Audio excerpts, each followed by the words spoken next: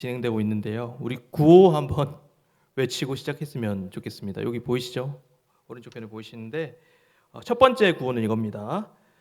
코로나 장벽 기도로 돌파합시다. 우리 옆 사람과 함께 인사하겠습니다. 시작. 코로나 장벽 기도로 돌파합시다. 두 번째는 무너진 성벽 기도로 다시 쌓읍시다. 아멘. 제가 얼마 전에요, 저희 교역자실에서 제가 다이어트를 한다고 선포를 했어요. 그랬더니 모 전도사님이 저한테 이렇게 얘기하셨어요. 그 목표치 성공하면 자기가 100만 원을 준다는 거예요. 그래서 제가 그 의미를 100만 원을 주든 안 주든 저에게 있어서 그 의미는 열심히 하라, 열심히 살 빼라 라는 의미에서 저는 받아들였거든요. 그랬더니 그 얘기를 저희 아내한테 했더니 아내가 그 얘기를 들으면서 그거는 열심히 하라는 의미가 아니야 라는 얘기를 하면서 그건 절대로 성공 못할 거라는 의미인데 라고 얘기하더라고요. 자기는 그 의견에 아주 100% 지지한다고 하면서 그 얘기를 들으면서 제가 여러분들에게 다이어트 얘기를 하려는 건 아니고 인간이 잘 변하지 않는다. 인간의 삶의 변화가 그렇게 쉽지 않다라는 것을 여러분들에게 알려드리고 오늘 말씀은 정말 그 삶이 변하지 않았던 이스라엘 백성들의 이야기이기 때문에 저와 저의 이야기로 좀 시작을 했는데요. 정말 그 고집스러웠던 이스라엘 백성들이었어요. 그래서 에스라가 처음 2차 귀환했을 때 그 이스라엘 백성들이 엉망진창인 삶을 살았어요. 그래서 우상도 많고 이방인들과 결혼도 하고 안식일 지키지 않고 율법도 모르고 자기가 하고 싶은 대로 살아가니까 에스라가 그들 앞에서 하나님의 율법을 선포하고 하나님의 말씀을 선포했더니 그들이 눈물을 흘리며 금식하며 회개했어요. 이게 2차 귀환 때 그들의 모습이었는데 그 일이 있고 나서 지금 얼마 안 지나서 에스라가 지금 여기 성벽이 쌓아지고 나서 52일 동안 성벽이 쌓아지고 다시 온 거예요. 근데 이스라엘 백성들이 전에랑 달라진 게 하나도 없는 거예요.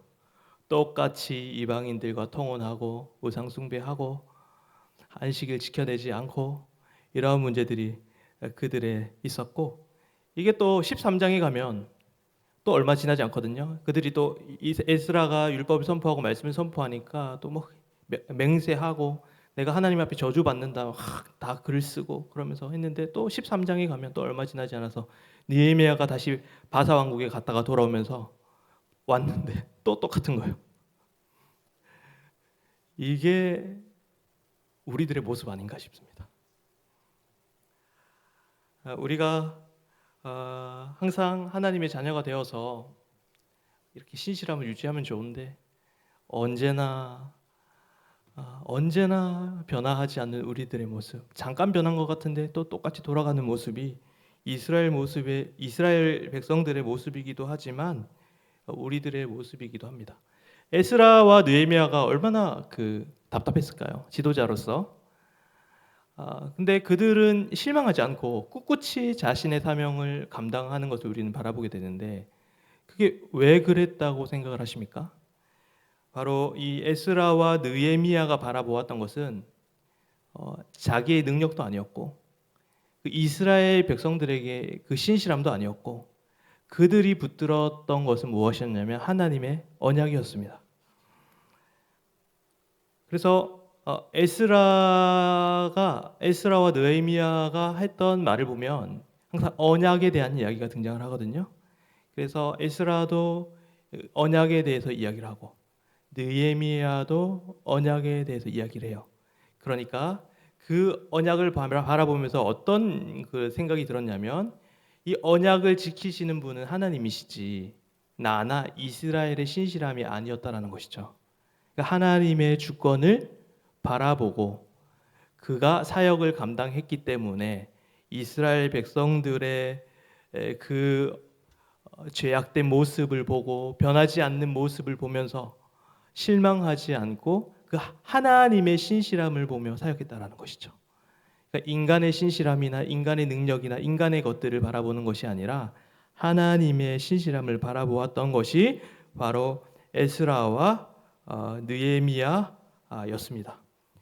그래서 9장에 보면 그 에스라가 이제 말씀을 선포하면서 주 내용이 뭐냐면 하나님의 언약의 역사에 대해서 쭉 이렇게 나열해요. 9장의 내용들을 보면 그래서 하나님께서 언약을 맺으시고 성취해 나가신다. 언약을 맺으시고 성취해 계속 그런 내용들이 나오고 느헤미야도 1장에 보면 기도를 하거든요. 근데 어떤 기도를 하냐면 하나님은 언약을 지키시는 분이시다라고 해요.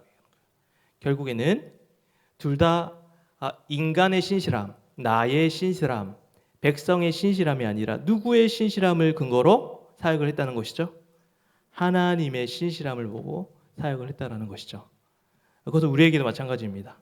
우리도 우리의 상황과 환경과 우리들의 능력과 우리들의 것들을 보면 나의 신실함을 보면 절망하지만 하나님의 신실함을 보면 우리는 실망하지 않고 소망을 갖는다라는 것이 여기에 있는 내용의 주류입니다. 그래서 이 언약이라는 개념을 제가 여러분들한테 조금 간단하게 설명을 해드릴 텐데요. 이스라엘 역사에 있어서 이 두 가지 언약이 구약에 있어서 정말 중요한데 첫 번째 언약은 창세기 15장의 아브라함 언약입니다. 그리고 출애굽기 19장부터 시작되는 시내산 언약이에요. 그때는 십계명으로 우리가 잘 알고 있는데 그 두 가지 언약이 가장 중요한 언약입니다. 그래서 창세기 15장에 나오는 아브라함 언약은 어떤 언약이냐면 하나님께서 아브라함과 언약을 맺으시는데 짐승을 딱 쪼개놓고 하나님께서 그 불로 횃불로 그 사이를 지나가세요. 원래는 그 당시의 문화로 말한다면 약소국의 왕이 강대국의 왕은 가만히 있고 약소국의 왕이 거기로 지나가면서 그게 무슨 말이냐면 네가 이 약속을 지키지 않으면 쪼개서 죽는다 이 말이에요. 근데 누가 그 사이를 지나갑니까? 횃불 하나님의 임재가 거기를 쑥 지나가요. 이거는 뭐냐면 내가 이 언약을 지켜내겠다. 내가 이 언약을 주도하겠다. 만약에 내가 이 언약을 어기면 내가 죽겠다 이 말이에요. 근데 하나님은 죽으실 수 없는 분이시기 때문에 바로 하나님께서 그 언약을 주권적으로 이뤄 나가시겠다라는 하나님의 의지가 창세기 15장에 등장을 합니다. 그래서 아브라함이 15장에 보면 뭐라고 얘기하냐면 아브라함이 그것을 믿고 하나님이 의로 여겨주셨더라 이거예요.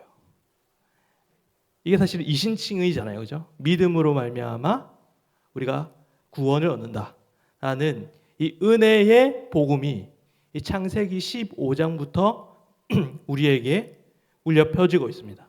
창세기 15장을 통해서 우리는 무엇을 바라봐야 되냐면 하나님의 주권적인 역사, 하나님의 주권적인 구원, 오직 은혜로 말미암는 구원. 내가 하나님 앞에서 범죄하였지만 내 삶을 보면은 구원받을 수 없는 인생이지만 하나님의 그 언약이 우리를 구원하시는 것이죠. 그래서 그것이 은혜라는 것이죠. 두 번째는 모세의 언약인데 출애굽기 19장부터 이렇게 나오거든요. 그런데 이 언약은 조금 달라요. 왜냐하면 모세가 뭐라고 얘기하냐? 하나님이 이스라엘 백성들에게 너희가 이 법을 지켜내지 못하면 너희가 벌을 받는다. 너희가 이 법을 잘 지키면 너희 상을 받는다라고 얘기를 해요.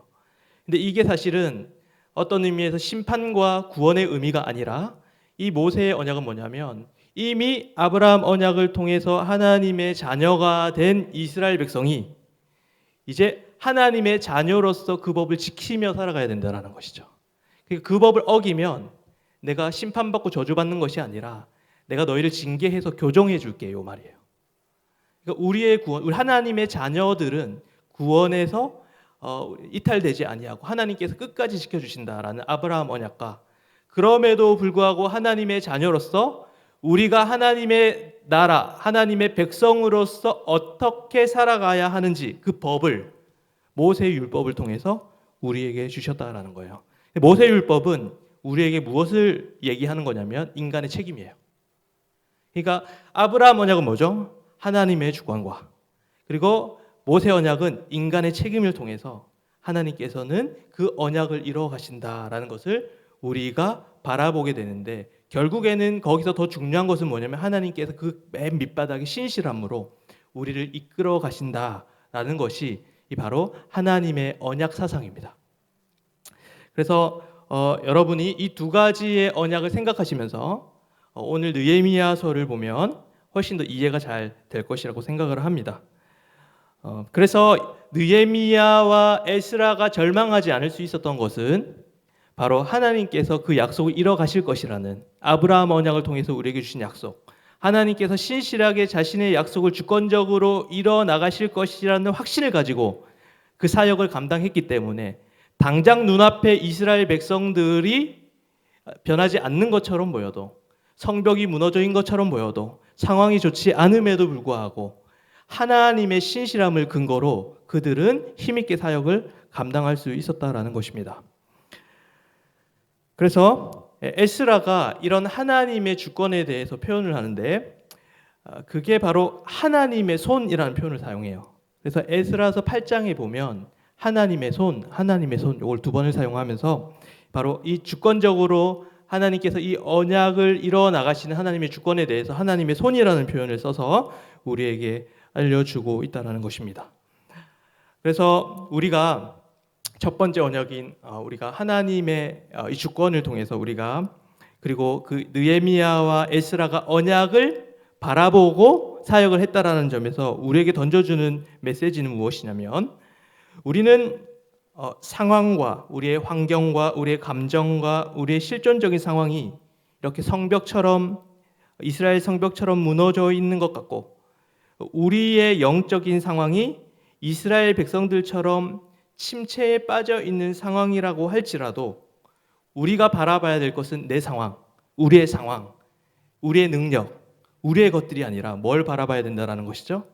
하나님의 손, 하나님의 언약을 이뤄가시는 그 언약을 붙들고 살아가라, 이 말입니다. 그래서 기도라는 것은요, 바로 이 하나님의 손, 하나님의 주권을 의지하는 것이죠. 기도는 보이는 내 손으로 하는 것이지만, 이 보이는 손으로 하는 것이지만 하나님께서는 보이지 않는 손으로 역사하신다. 기도라는 것은요, 내 보이는 손, 그러니까 내가 하고자 했던, 내 보이는 손, 내가 하고자 했던 것들을 이제 내가 보였던 손은 사라지고 희미해지고요, 내가 보이지 않았던 그 손, 하나님의 손이 선명하게 보이는 것, 이것이 저는 기도라고 생각을 합니다. 여러분들이 느헤미야 52 프로젝트를 통해서 그동안에는 내 손으로 하려고 했어요. 그죠? 내가 하려고 했어요. 내 능력을 의지했어요. 내가 내 신실함에 기반을 두고 신앙생활을 했어요. 그런데 이제 어떻게 신앙생활을 하라는 것이죠? 그 신실함이 아니라 하나님의 신실함을 바라보라 이거예요. 하나님께서 하신다.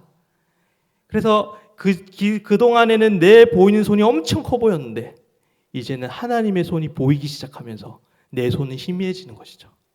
그래서 우리의 힘을 빼고 하나님의 주권을 바라보고 그의 사역 가운데 그의 신실함을 붙들고 살아가는 여러분들이 되기를 소망합니다. 그래서 여기에 있는 요 느헤미야가 우리의 성벽을 쌓은 이 벽돌은요, 우리의 손으로 쌓아 놓아 가는 것 같지만 결국에는 이 일을 하시는 분은 누구시다?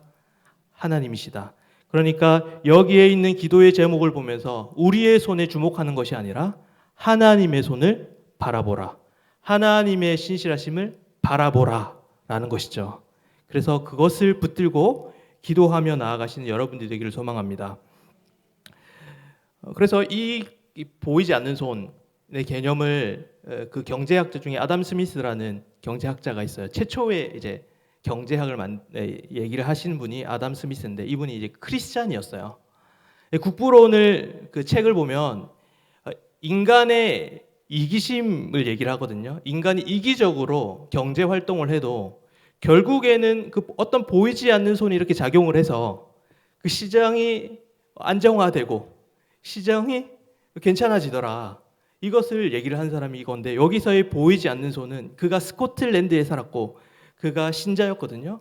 우리는 학교에서 배울 때 이게 보이지 않는 손이 그 손인지 몰랐는데 이 아담 스미스는 이걸 하나님의 손이라고 얘기하는 거예요. 예. 경제 영역 가운데 그 하나님의 손을 보라. 마찬가지 아닙니까? 이 하나님의 손이 경제 영역만 있겠습니까? 우리의 가정 가운데도 있고요.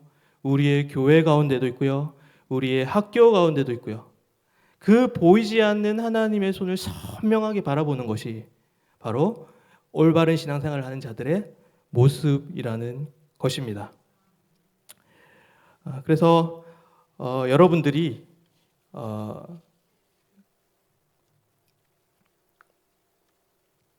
이 보이지 않는 손, 하나님의 손을 바라보시면서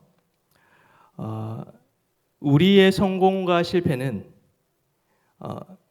우리의 상황과 우리의 환경과 우리의 능력에 달린 것이 아니라 하나님의 신실함에 달려 있다라는 사실을 여러분들이 고백하시고 에스라가 느헤미야가 하나님의 신실함을 바라보았듯 우리도 하나님의 그 손, 하나님의 보이지 않는 손을 붙들고 하나님의 신실하심을 붙들고 승리하시는 여러분들의 삶이 되기를 소망합니다.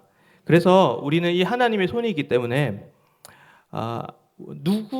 어떤 사람이 나에게 정말 저 사람은 망한 것 같은 인생이야 라고 얘기를 해도 내가 생각하기에 아무리 내 인생이 망한 것처럼 보여도 우리는 절대로 망하지 않는다라는 것을 굳게 붙들고 살아가시는 여러분들이 되기를 소망합니다. 두 번째로 하나님께서는 이 모세 언약을 주셨는데요. 이 모세 언약의 핵심은 십계명입니다. 그래서 이 모세 언약은 우리가 구원에서 이렇게 이탈되고 또 하나님께 심판받는 율법이 아니라 이미 하나님의 구원을 받은 성도들이 지켜내야 할 하나님의 법이라는 거예요.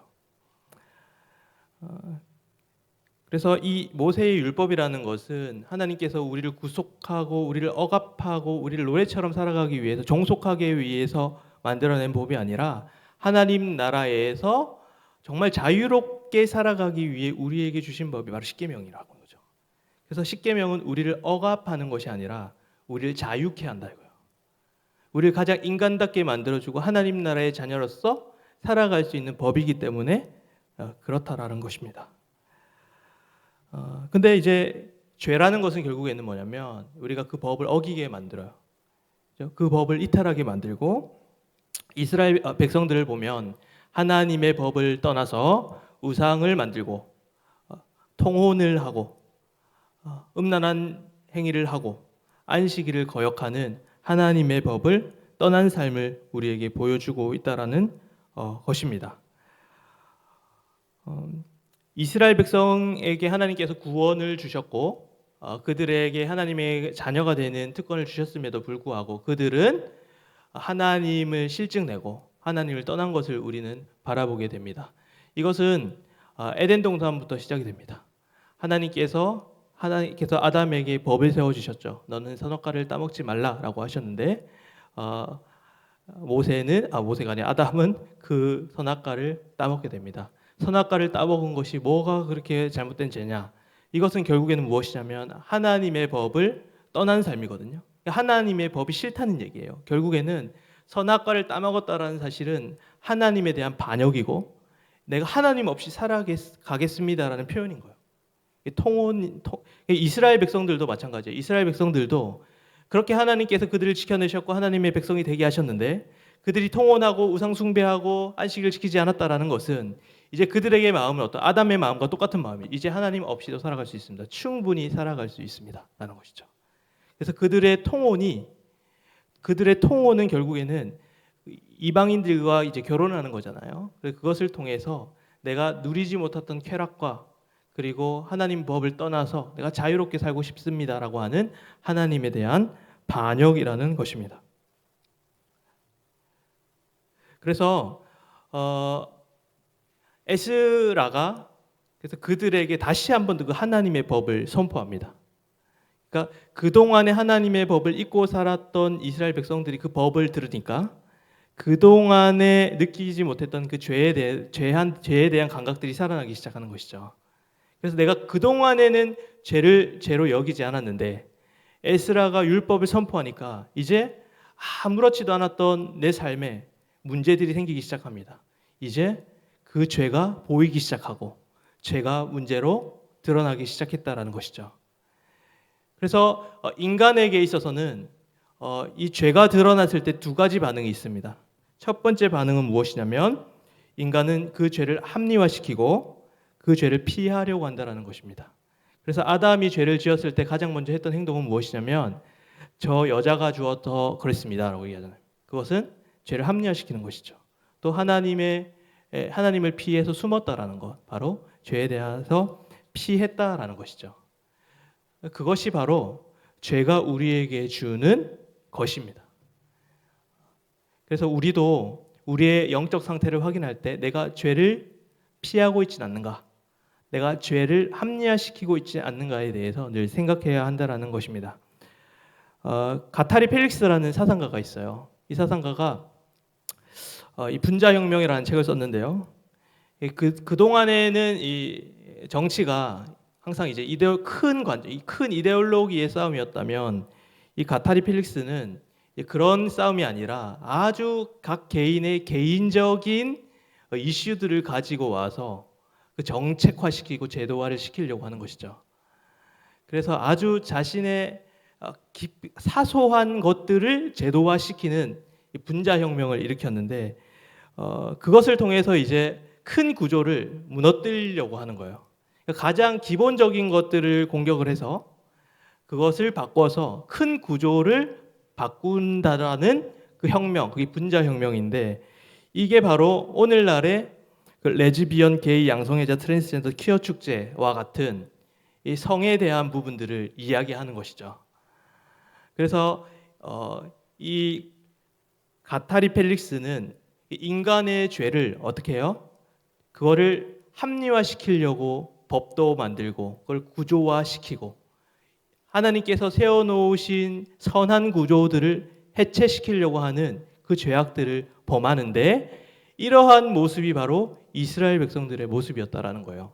그들의 통혼은요, 단순히 이방인들과의 결혼에서 끝나는 것이 아니라 그들의 가장 이스라엘의 기본적인 단위였던 가정을 무너뜨리는 일이었죠. 그래서 이 이방 통혼은 하나님께서 굉장히 싫어하셨고 거기에 대해서 문제 삼았는데 이스라엘 백성들은 바로 그 일을 하고 있었다라는 것입니다. 반대로 역사에서 가장 성경적으로 살았다라고 생각하는 종교개혁가들이 있었고 그 후를 이어서 청교도들이 등장하는데요. 이 사람들은 삶과 굉장히 경건의 균형이 좋았던 사람들이고 굉장히 노동을 신성시 여기고 최선을 다해 살아가던 사람들이었습니다. 근데 이 청교도들은 굉장히 하나님의 말씀을 따라 살다 보니까 이 죄에 대해서 굉장히 치밀하고 죄에 대해서 굉장히 예민하게 반응을 했는데요. 그래서 존 오웬이라는 목사님이 죄 죽임의 교리라는 책을 썼어요. 그래서 그 죄를 현미경처럼 바라보고 그 죄와 치열하게 싸우기 위해서 바로 노력했다라는 것이죠. 그러니까 두 가지의 길이 있습니다. 한 가지의 길은 무엇이냐면 죄를 합리화시키고 죄를 피하고 죄를 제도화시키려는 사람들, 이스라엘 백성들과 같은 사람들이 있었고 또 한편에서는 그 죄와 치열하게 싸우면서 하나님의 법을 수호하려고 했던 사람들이 있었다는 것이죠. 그래서 우리가 모세 언약을 통해서 붙들어야 할 사실은 무엇이냐면 하나님의 법을 따라 가장 자유로운 존재가 될 수 있는데 그 죄라는 것은 그 하나님의 법을 어기면서 내 마음대로 살아가는 삶이 훨씬 행복한 삶이라고 우리를 속인다라는 것입니다. 여러분들이 아시겠지만 법이 제대로 선 나라에 자유가 존재할 수 있습니다. 하나님의 법이 제대로 서야 올바른 우리에게 자유를 누리게 된다는 것이죠. 그런데 이스라엘 백성들은 그 법을 어겼습니다. 여기 가타리 펠릭스라는 사람도 그 법을 허물고자 하였습니다. 하지만 청교도의 정신처럼 우리 하나님의 법을 수호하고 죄와 치열하게 싸우는 우리들의 삶이 되어야 한다라는 것입니다. 그래서 우리가 기억해야 할 사실은 무엇이냐면 하나님을 사랑하는 사람은요 죄를 미워한다라는 사실입니다. 너무 당연한 사실이지만 죄를 사랑하는 사람은 하나님을 미워한다라는 사실을 우리는 붙들고 살아야 된다라는 것입니다. 그렇다면 우리가 어떻게 이 죄와 치열하게 싸울 수 있을까요? 담임 목사님이 현장 로마서 책 3장을 보면요 이렇게 얘기합니다. 복음은 죄를 공격한다라는 것이죠. 그 죄와 처절하게 싸울 수 있는 것은 뭐냐면 내가 피 터지게 싸워서 이길 수 있는 게 아니라 도리어 내가 십자가에서 죽고 내 자아를 십자가에 못 박고 그리고 내가 죽어야 죄가 죽는다라는 사실입니다. 내가 싸워야 되는 게 아니라 내가 죽어야 그리스도께서 사신다라는 얘기입니다. 그래서 갈라디아서에 보면은 내가 그리스도와 함께 십자가에 못 박혔나니 그런즉 이제는 내가 사는 것이 아니요 오직 내 안에 예수 그리스도께서 사는 것이라 라고 말씀하고 있는 것입니다. 그래서 여러분들이 이번 느헤미야 52 프로젝트를 통하여서 죄와 아주 치열하게 싸웠으면 좋겠습니다. 조노엘 목사님처럼 우리의 죄에 대해서 아주 현미경으로 우리의 죄를 바라보듯 아주 사소한 죄부터 아주 우리가 인식하지 못했던 그 모든 죄를 십자가에 가지고 가서 못 박는 이번 시간이 되었으면 좋겠습니다. 그래서 하나님의 복음은 우리의 영혼을 살리고 죄를 죽이게 되는 것을 우리는 잊지 말아야 합니다. 그래서 그런 죄와의 처절한 싸움 가운데 우리는 거룩함을 얻을 수 있는데요. 성도에게 있어서 가장 큰 행복이 바로 거룩함입니다. 우리가 많은 것을 얻고 많은 것을 성취해서 행복한 것이 아니라 우리의 거룩함이 행복의 크기라는 것입니다. 거룩함의 크기가 행복의 크기라는 것입니다. 죄와 치열한 싸움 가운데 우리에게 얻어지는 것은 무엇입니까? 거룩함입니다.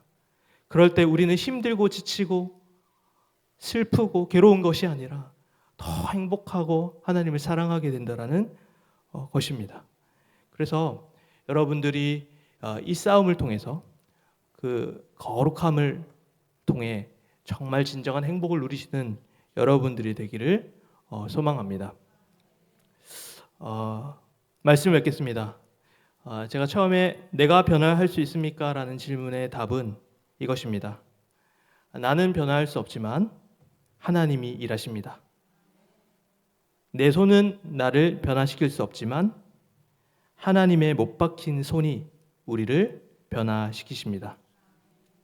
죄에서 승리할 수 있습니까? 라는 질문에 성경의 답은 이것입니다. 우리는 죄에서 승리하지 못합니다. 그러나 복음이 그 죄에서 우리를 승리케 하십니다. 여러분들이 이 느헤미야 52 이 프로젝트를 통하여서 두 가지를 붙들었으면 좋겠습니다. 바로 하나님의 신실함입니다. 하나님의 주권입니다. 하나님의 보이지 않는 손입니다.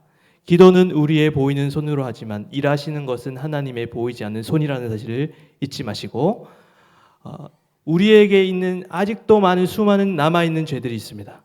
그 죄와 철저히 싸우실 때 복음을 의지하시고 나는 이 싸움을 할 수 없지만 내가 그 죄를 붙들고 십자가 앞으로 나아가고 예수 그리스도를 바라보고 그 십자가에 내 자아를 못 박을 때 예수께서 사심으로 우리의 죄가 죽어진다라는 그 사실을 잊지 마시고 죄와 치열하게 싸워서 참된 행복인 거룩함을 누리시는 여러분들의 삶이 되기를 소망합니다. 우리 함께 찬양하겠습니다.